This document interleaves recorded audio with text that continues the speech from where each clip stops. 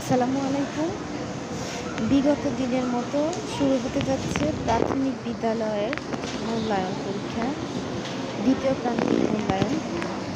এই মূল্যায়নের একটি সাইফা মার্জিন বিশেষত্ব দিয়েছো? হচ্ছে আমাদের এডিপিও হ্যাঁ। স্যারের স্কুল ভিজিট।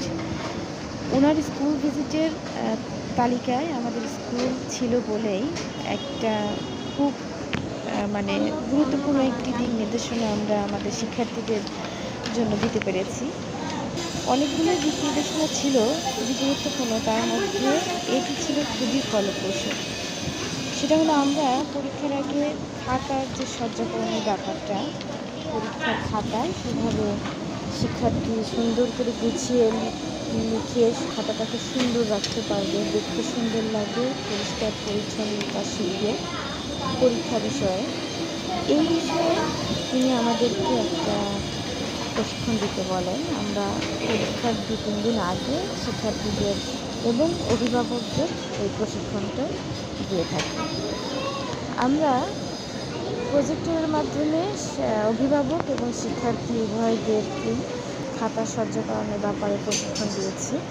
খাতা কীভাবে মার্জিন টেনে সুন্দর করে নাম রোল লিখে নিচে কীভাবে প্রশ্নের উত্তরগুলো লিখতে হবে, প্রশ্নের উত্তর লেখা শেষ হলে খাতার নিচে কীভাবে পিটিয়ে লিখে অপর পৃষ্ঠায় যেতে হবে, পৃষ্ঠার নাম্বার কীভাবে দিতে হবে, লেখা সোজা কীভাবে হতে হবে, লেখার সাইজগুলো কীভাবে সমানে রাখতে হবে, এরপর অতিরিক্ত লুটশিট নিলে সেখানে মার্কিং কীভাবে করতে হবে, সব মিলিয়ে একটা ফলপ্রসূ নির্দেশনা ছিল স্যারের। সম্মানিত এডিপি স্যারের এই স্কুল ভিজিটটি আমি মনে করি খুবই ফলপ্রসূ এবং ওনার নির্দেশনায় আমরা শিক্ষার্থীদের যে প্রশিক্ষণ দিয়েছি সেটিও কার্যকর হয়েছে।